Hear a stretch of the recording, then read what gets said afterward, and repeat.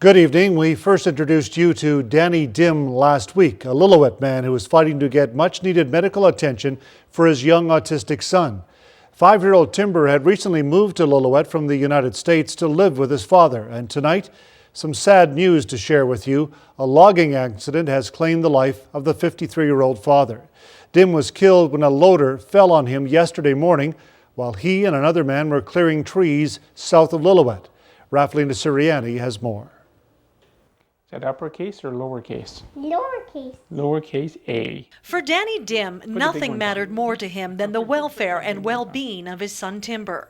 Timber was finally back home with his father in Lillooet after years of legal wrangling with the boy's mother, who had illegally fled to Minnesota. Who's there?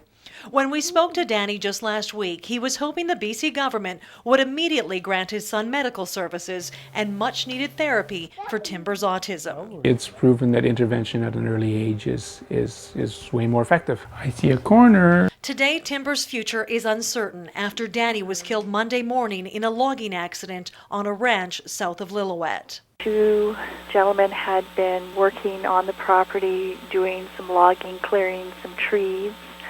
And unfortunately, around 10 a.m., there was an accident involving a loader, and Mr. Dim was killed instantly when a heavy piece of equipment fell on him.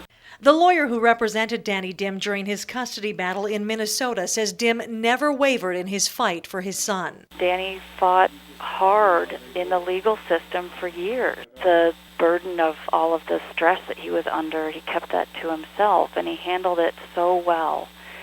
Obviously, when he finally got Timber back, you could see such a weight lifted off of his shoulders, and he was just so happy and smiling again. Danny's sister was helping him care for Timber at the time of his death, but was set to return to Ontario within weeks. Timber's mother is currently in a U.S. jail. The Ministry of Children and Families is also helping to determine where Timber will go and who will take care of him. His lawyer hopes he will be able to remain with family. For Danny Dim, his wish was that his son would be given the treatment he needed so that he could grow and flourish. And give him every opportunity that I can, right? You know, every kid's special to their parents, but, you know, Timber has some huge gifts, and if I do it right, you know, he can maybe make a major contribution to the world someday because, you know, his intellect is giant.